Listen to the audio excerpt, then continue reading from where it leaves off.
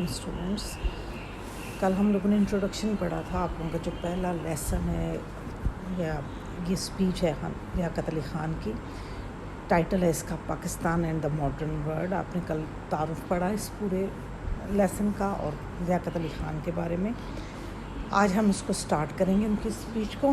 Page 1 ہے آپ کی بک کے سٹارٹ میں. Pakistan and the modern world by Liaquat Ali Khan. In conferring a degree upon me, you and the University of Kansas City have bestowed upon me and my country an honor for which I cannot adequately thank you. سب سے پہلے وہ شکریہ ادا کرتے ہیں. کہتے ہیں کہ کینسس سٹی میں یہ جو یونیورسٹی ہے کینسس سٹی جو مجھے اعزازی ڈگری دی ہے اس کے لیے میں اس چیز کو سمجھتا ہوں کہ مجھے ایک اعزاز بخشا گیا اور میں اس کے لیے آپ کا مکمل طور پہ شکریہ ادا کرنے سے قاصر. bestowed upon me یعنی جو مجھے دی گئی عطا کی گئی. For my address today I have advisedly chosen the subject of Pakistan and the modern world. آپ کا جو اسپیچ ہے اس کا ٹائٹل بھی یہی ہے اور وہ کہتے ہیں کہ یہ جو میں نے ٹائٹل چوز کیا ہے یہ میں نے بہت سوچ سمجھ کے کیا ہے کیونکہ مجھے اس کے اوپر بولنے کے لیے اس کے لیے کچھ وجوہات ہیں. I have done this for 2 reasons. 2 وجوہات کی بنا پہ. In the first place, I am conscious of the fact that you have been kind enough to select me as a recipient of your recognition in order to do honor to my country rather than to reward me for my inadequate merits. کہتے ہیں کہ جو آپ لوگوں نے مجھے اعزاز دیا میں اچھی طرح سے کانشیس ہوں، باخبر ہوں اس چیز سے کہ یہ آپ لوگوں نے یہ نہیں کہ میری کوئی ذاتی قابلیت کی بنا پہ دیا بلکہ اس لیے کہ میرا تعلق جس ملک سے ہے وہ اس قابل ہے یا میں جس ملک کو یہاں پہ ریپرزینٹ کر رہا ہوں اس کو آپ نے اعزاز بخشا ہے. It is fitting therefore that in expressing gratitude for your generosity, my country more than myself should speak to you on this occasion. وہ کہتے ہیں کہ اس لیے ضروری یہ ہے کہ میں ایسے موقع پہ بجائے اس کے کہ اپنے بارے میں آپ کو بتاؤں کہ میں کون ہوں، کیا ہوں، کیسا ہوں، میرا کنٹری جس کی وجہ سے کہ آپ نے مجھے یہ اعزاز بخشا اسی کے بارے میں زیادہ جو ہے وہ بات کی جائے. اس لیے انہوں نے کہا کہ ٹائٹل میں پہلی چیز کیا ہے؟ Pakistan. In the second place, we live today in an era of widening horizons. کہتے ہیں کہ آج جس دور میں ہم لوگ رہ رہے ہیں اس میں ایک ایسا یہ دور ہے کہ جس میں ہر طرف انسان جو ہے وہ ایک دوسرے کے ساتھ ان ٹچ ہو رہا ہے، ان کے روابط جو ہے بڑھ رہے ہیں. It is in a sense an era in which new countries are being discovered. نئے ممالک جو ہیں وہ بھی دریافت کیے جا رہے ہیں. More than 4 centuries ago, great explorers from Europe, voyaging out to discover the continent from which I hail, discovered your great land. کہتے ہیں تقریباً 4 صدیاں گزر چکی ہیں اس چیز کو کہ یورپ سے جو ایکسپلوررز تھے یعنی جو دنیا کو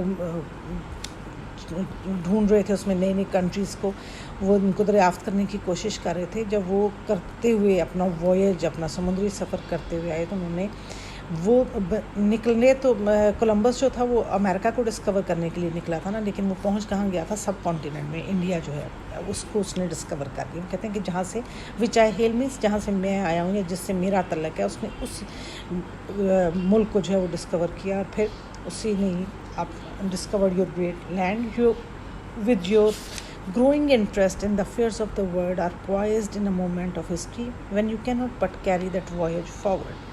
کہتا ہے آپ لوگ اب ظاہر ہے تاریخ کے اس مقام کے اوپر ہیں کہ اب آپ لوگوں کو آزادی بھی مل چکی ہے، آپ لوگ ترقی بھی حاصل کر رہے ہیں اور اب آپ یہ جو سفر ہے ترقی کا اس کو آپ فارورڈ مینس آگے لے کے چل رہے ہیں. If I may be permitted to say so, the discovery of Asia has not yet been accomplished. وہ کہتے ہیں کہ آپ مجھے اجازت دیں کہ میں آپ کو بتاؤں کہ ابھی تک ایشیا جو ہے بر اعظم ایشیا اس کی ڈسکوری اس کو جاننا اس کو ایکسپلور کرنا یہ کمپلیٹ نہیں ہوا ابھی. In fact, it has only just begun. Actually, یہ صرف ابھی اسٹارٹ ہوا ہے. In speaking to you today, I trust I shall be of some assistance to you in discovering a part of Asia which I know well and which is very dear to me, and in pointing out some of the links that destiny is forging between your people and ours. کہتے ہیں کہ میں آج آپ کو assist کروں گا، آپ کی مدد کروں گا یہ جاننے کے لیے کہ وہ پارٹ ایشیا کا جس کو کہ آپ تو اچھی طرح سے نہیں جانتے لیکن میں وہاں سے تعلق رکھتا ہوں، وہ اور جو مجھے بہت عزیز ہے، which is very dear to me. کہتے ہیں کہ اس طرح سے میں آپ کو بتاؤں گا کہ اس کے بارے میں، اس علاقے کے بارے میں، اس ملک کے بارے میں جہاں سے میں تعلق رکھتا ہوں، اور آپ بہت کچھ اس کے بارے میں بھی نہیں جانتے. سیکنڈلی دوسری چیز میں یہ کیا کروں گا کہ میں آپ کو بتاؤں گا کہ کون سے ایسے لنکس ہیں کہ جو ڈیسٹنی مینس قدرت کی طرف سے، تقدیر کی طرف سے ہماری عوام میں اور آپ کے لوگوں میں، between your people and ours, means آپ کی عوام اور ہماری عوام کے بیچ میں کامن ہیں، ایک جیسے ہیں. پاکستان از اے نیو اسٹیٹ. پاکستان جو ہے وہ ایک نئی بنائی گئی مملکت ہے، اور to be more exact a new democracy. اور اگر میں اس کو زیادہ اچھے طریقے سے میں اس کی ڈیفینیشن کروں تو وہ کیا ہوگا، وہ ایک نئی جمہوریت ہے. As a democracy it is not yet 3 years old. Pakistan کو بنے ابھی ہارڈلی 3 سال ہوئے ہیں. There was a time when your country, where the traditions of civil liberty, freedom and democracy have now taken such firm roots, was new and young democracy, and memory of your struggle for independence was yet fresh in the minds of men. کہتے ہیں کہ آپ کو میں تھوڑا پیچھے لے کے جانا چاہتا ہوں ہسٹری کی طرف. اس وقت تو آپ لوگ ظاہر ہے اپنی آپ کی جو روایات ہیں، آپ کی جو ایک آزادی اور جمہوریت ہے آپ کے ملک میں، اس کی تمام روایات جو ہیں وہ جڑیں پکڑ چکی ہیں. لیکن ایک وہ وقت تھا، وہ کہتے ہیں کہ آپ تھوڑا سا پیچھے چلیں، جب کہ آپ نے بھی ابھی نئی نئی آزادی حاصل کی تھی، اور آپ لوگ بھی ابھی اس فیز سے گزر رہے تھے کہ جس دور سے ابھی ہم لوگ گزر رہے ہیں. If you can in your imagination reconstruct those times for a little while، کہتے ہیں اگر آپ تصور میں اس وقت کو، اس زمانے کو تھوڑی دیر کے لیے دوبارہ سے اپنے ذہن میں اس کو، اپنی ان یادوں کو لے کے آئیں، اس وقت کو، اس زمانے کے بارے میں سوچیں ابھی اس وقت.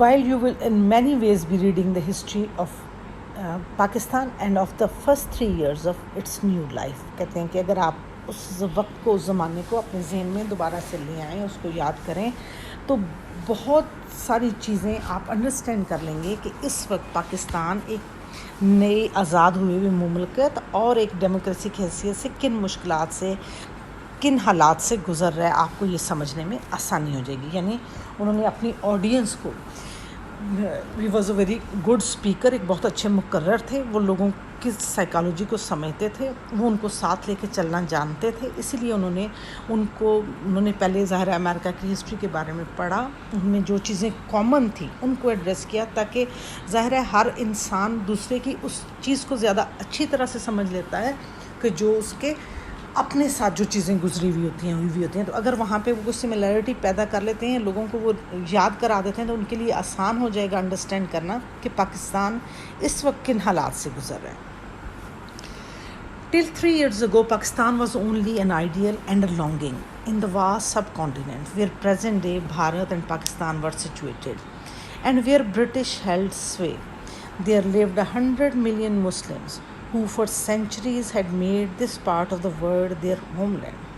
They lived side by side with 300 million others, mostly Hindus, who had come to this continent in an earlier era.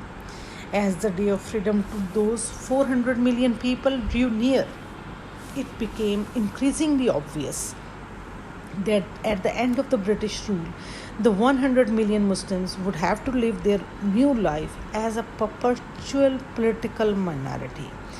Long experience and the history of several centuries had taught them that under a dominating majority of 3-1, freedom from British rule would mean to the Muslims not freedom but merely a change of masters.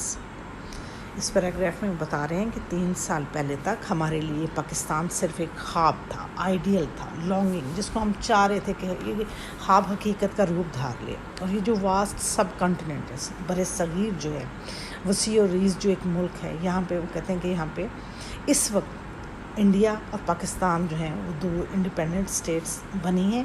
یہاں پہ پہلے کیا تھا، یہاں پہ ایک بڑا ایک ملک تھا جہاں پہ یہ دونوں ہندو اور مسلمان اکٹھے رہتے تھے، اور جو برٹش تھے ان کی یہاں پہ حکومت تھی.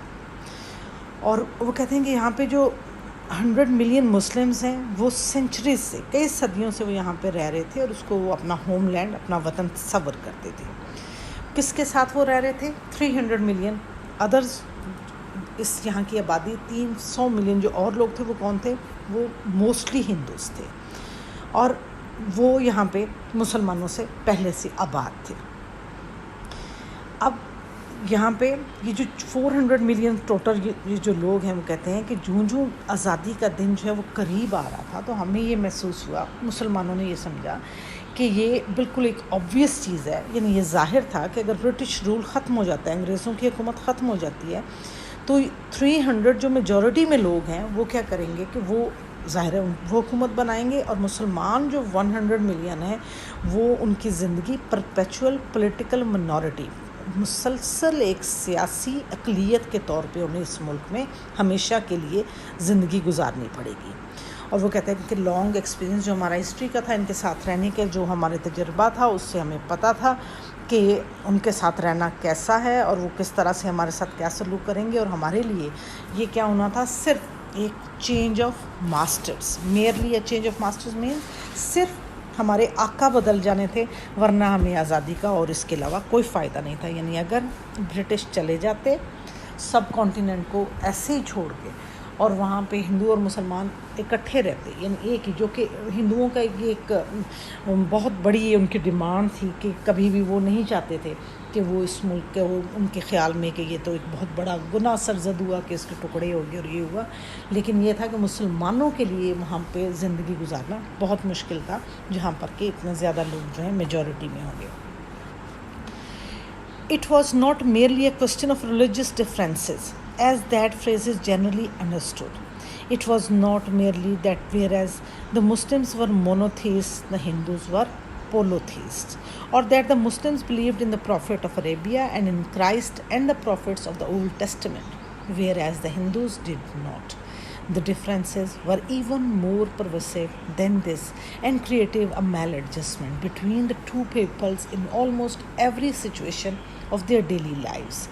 The Hindus believed in a caste system which made it a sin for those at the top of the hierarchy to eat with the so-called lower human beings, or in some cases even to touch them. The Muslims believed in the equality of all men, regarding even priesthood as unnecessary and a negation of the bond which exists between God and each of his creatures. Their economic outlooks were also very different. The Muslims believed in the right of private ownership for everyone, whether man or women, and had laws of inheritance and economic institutions which, unlike those of the Hindus, were designed to promote the distribution of wealth and discourage vast unearned accumulations. اب اس paragraph میں انہوں نے بتایا کہ صرف بات religious differences کی نہیں ہے، یعنی مذہبی طور پہ ان کے جو آپس میں اختلافات ہیں، مسئلہ صرف وہ نہیں ہے، مسئلہ صرف یہ نہیں تھا کہ مسلمان جو ہیں وہ ایک خدا مونوتھیسٹ، ایک اللہ کی عبادت کرتے ہیں، اور ہندو جو ہیں ان کے مختلف دیوی دیوتا ہیں، پولیتھیسٹ ہیں وہ، یعنی ان کے کئی اپنے وہ خدا جو ہیں ان کو مانتے ہیں۔ نہ ہی یہ بات تھی کہ ہم اپنے پروفٹ آف عربیہ حضرت محمد صلی اللہ علیہ وسلم ان کو مانتے ہیں، یا جتنے بھی اور پیغمبر جو گزرے ہیں جن کا ذکر اولڈ ٹیسٹمنٹ میں ہے، یعنی حضرت عیسیٰ اور جو باقی بھی سارے، حضرت موسیٰ، سارے ان کو بھی ہم بلیو کرتے ہیں، جبکہ ہندوز جو ہیں وہ ان کو بالکل نہیں مانتے۔ اب اس چیز کا ایک فائدہ یہ بھی ہے کہ ظاہر امریکہ میں جو لوگ ہیں دے آر ایدر جیوز اور کرسچنس، تو وہ عیسائی یا یہودی، وہ ان کو یہ بھی چیز سمجھ میں آ جائے گی کہ مسلمان جو ہیں یہ ان سے ریلیجن کے لحاظ سے بھی ان کے قریب ہیں، جبکہ ہندو جو ہیں وہ ان سے کافی ان کا دور کا کوئی تعلق جو ہے وہ ہے۔ تو اس کے بعد وہ بتاتے ہیں کہ ان کا جو آپس کے ان کے ایک جو سوشل ایک سیٹ اپ ہے، جیسے ہندوؤں میں کاسٹ سسٹم ہے، مسلمان برابری پہ یقین رکھتے ہیں، یہ رنگ نسل برادری ذات پات چھوت چھات یہ چیزیں، یہ آپ لوگوں نے پاک اسٹڈیز میں بہت آپ ڈیٹیل سے ان کو پڑھتے ہیں، اس کو انہوں نے تھوڑا سا بریف کر کے انہیں سمجھانے کی کوشش کی ہے کہ مسلمان ایکوالٹی یعنی برابری کے اوپر یقین رکھتے ہیں، کہ سب آپس میں سب انسان جو ہیں برابر ہیں، جبکہ ہندو جو ہیں وہ جو چھوٹی جو ان کی ذاتیں ہیں ان کے ساتھ وہ اٹھنا بیٹھنا، ان کے ساتھ کھانا پینا، ایون ان کا ٹچ جو ہے اس کو بھی وہ صحیح نہیں سمجھتے اور ان کے وہ ناپسند کرتے ہیں ان کے ساتھ. اس کے علاوہ اگر اکانومی پہ آیا جائے تو وہ کہتے ہیں کہ ہمارے ہاں جو ہے وہ انہیریٹنس یعنی وراثت میں جو کچھ دیا جاتا ہے اس کے قوانین ہیں وہ بھی ہندوز سے ڈفرینٹ ہیں. اس کے علاوہ ہم ایکومولیشن آف ویلتھ جو ہے اس کو ہم اکٹھی کرنا، دولت کو ہمارا ریلیجن اس کو ڈسکریج کرتا ہے، وہ دینے پہ بانٹنے پہ یقین رکھتا ہے. زکوٰۃ کا جو سسٹم ہے یعنی اس میں اللہ تعالیٰ نے ہمارا جو کچھ بھی ہمارے پاس ہے اس میں انہوں نے یہ رکھا ہے کہ اس میں غریبوں کا بھی حصہ ہے اور مختلف رشتہ داروں کا یا جو بھی. تو یہ اس طرح سے کر کے ہمارا نہ صرف یہ کہ ایک معاشی نظام بلکہ ہمارا ہر طرح سے زندگی کے جتنے بھی ہمارے چیزیں ہیں وہ سب ان سے ڈفرینٹ ہیں. But since the Hindus were much larger in number, the Muslims feared that under their domination the culture of the Muslim would suffer a great setback and would perhaps be totally eclipsed. Furthermore, in a country which was on the whole backward, the Muslims economically and industrially were even more backward. It seemed certain to them that at an unalterable and perpetual minority, their economic position would grow even worse. Thus, to the Muslims in that part of the world, freedom from British rule meant practically nothing unless it meant freedom from the domination of the Hindu majority also. وہ کہتے ہیں کہ ہندوز جو تھے وہ large number میں تھے. Domination means کہ ظاہر ہے ان کا غلبہ ایک اکثریت جو ہوتی ہے وہی کرتی ہے، اور اسی طرح سے جو مسلمانوں کا کلچر تھا اس کے لیے بہت زیادہ خطرات تھے کہ وہ ایکلپسڈ مینس گرہن لگ جانا ویسے، لیکن یہاں پہ مطلب یہ ہے کہ اس کے اوپر برے اثرات پڑیں گے اور وہ اپنی زندگی جو ہے اپنے کلچر کے مطابق گزارنا ان کے لیے مشکل ہو جائے گا. ان کو اپنے رسومات کی ادائیگی کے لیے آپ لوگ بہت کامن سی یہ چیزیں ہیں، آپ لوگ ابھی بھی دیکھ رہے ہیں جو لوگ مسلمان انڈیا میں رہ رہے ہیں ان کو اپنے کسی مذہبی رسومات ادا کرنے کی آزادی اس طرح سے نہیں ملتی، کئی فساد ہو جاتے ہیں کچھ اس طرح سے. تو یہ وہ ساری چیزیں تھیں. پھر وہ کہتے ہیں کہ معاشی طور پہ اکنامیکلی اور انڈسٹریلی مسلمان جو ہیں وہ بیکورڈ ہیں. یہ country he on the whole backward ہے اور اس میں مسلمان زیادہ بیکورڈ ہیں کیونکہ ہندوز جو تھے وہ آپ کو پتہ ہی ہے کہ وہ تجارت وغیرہ پہ ساری چیزوں کے اوپر ان کا اس طرح سے قبضہ تھا. تو وہ کہتے ہیں کہ اس طرح سے ہم جو ہیں ایک اقلیت کے طور پہ معاشی بدحالی کا شکار ہوتے جائیں گے، نہ ہمارا کلچر جو ہے وہ سیف ہوگا، ہمارے جو تہذیب تمدن ہر چیز جو ہے اس کو نقصان کا خطرہ تھا. اس لیے مسلمانوں نے کہا کہ ہمیں جو میجورٹی میں ہندوز ہیں ہمیں ان سے آزادی چاہیے اور ہمیں اس کے لیے الگ وطن چاہیے. It was for these reasons that they asked for a country of their own. یہ تمام وجوہات تھیں کہ جن کی بنا پہ کہتے ہیں کہ ہم نے ایک الگ مملکت کا مطالبہ کیا. The demand was not so unreasonable as it was made out to be by some people at that time. اس وقت ہندوؤں نے جیسے کہا کہ ایک بہت ہی غلط قسم کی یہ مانگ رہے ہیں، ان کی ڈیمانڈ ہے کہ ہم الگ وطن بنائیں، تو وہ کہتے ہیں کہ اتنی انریزنیبل نہیں تھی، یہ تو ہمارے لیے ایک بہت اچھی چیز تھی. The subcontinent was vast enough for two large countries. The Muslims were numerous enough to constitute a nation bigger than the most of nations in the world. وہ کہتے ہیں کہ ایک تو یہ ملک بھی بہت بڑا تھا اور دوسرا ہماری جو لوگ تھے ظاہر 1 ملین پیپل کم نہیں ہوتے، قوم بننے کے لیے بہت ہے یہ نمبر جو ہے. And in the sub continent there were large enough areas where they were in majority. اور اسی طرح سے سب کانٹیننٹ میں ایسے بہت سے علاقے تھے جہاں مسلمان میجورٹی میں تھے. It is these areas that were separated and today from the independent sovereign state of independent sovereign state of Pakistan. یہی وہ علاقے ہیں جہاں پر مسلمان اکثریت میں تھے جن کو الگ کیا گیا اور وہاں پہ آج ایک آزاد جمہوری ملک پاکستان جو ہے اس کو قائم کیا گیا. We believe then and we believe more none that the demand of Muslim in British India to have a separate state of their own was both on human and geopolitical grounds. کہتے ہیں انسانی اور جغرافیائی سیاسی ہر لحاظ سے it was a reasonable demand. To millions of Muslims it meant the only opportunity to genuine freedom and genuine self-government. To millions of Hindus it gave the same opportunity for developing their own culture. untrammeled by the constant discontent of a large and unmanageable minority. From the point of view of world peace, the creation of two independent and comparatively homogeneous states, instead of a single uneasy and unwieldy state, that with great strains and stresses within the body politic, was the greatest contribution that could be made towards the creation of a stable new Asia. Peace-loving men and women who today lament the strained relations between Pakistan and Bharat, and none lament them more than we do, should at least have this consolation, that had Pakistan not been separated from the rest of British India, far more serious and dangerous cracks would have appeared in that subcontinent, resulting in untold upheavals. Potentially, therefore, the creation of Pakistan has by itself dissolved what would have been a perpetual danger zone in Asia. وہ کہتے ہیں کہ یہ وہ ساری demands تھیں، یہ وہ تمام وجوہات تھیں جن کی وجہ سے کہ ہمیں ایک الگ مملکت چاہیے تھی، اور وہ کہتے ہیں کہ یہ صرف مسلمانوں کے لیے ہی نہیں، ہندوؤں کے لیے بھی فائدہ مند تھا کہ وہ ایک بہت بڑی مائنورٹی کو سنبھالتے.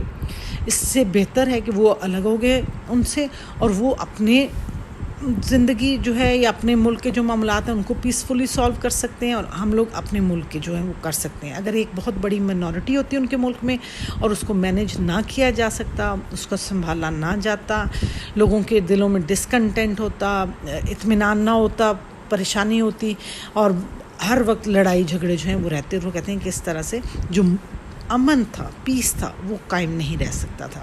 تو یہ دونوں ہندوز مسلم دونوں کے لیے فائدہ مند تھا. وہ کہتے ہیں کہ بے شک آج ہمارے ان کے ساتھ حالات جو ہیں اسٹرینڈ ہیں، ہمارے ٹینس قسم کی سچویشن چل رہی ہے، آپس میں ہم ایک دوسرے کے خلاف ہیں، سارا کچھ ہے، لیکن وہ کہتے ہیں کہ یہ ساری چیزیں، اس کا ہمیں بھی دکھ ہے کہ ان کے ساتھ ہمارے حالات، ہمارے تعلقات ٹھیک نہیں رہتے.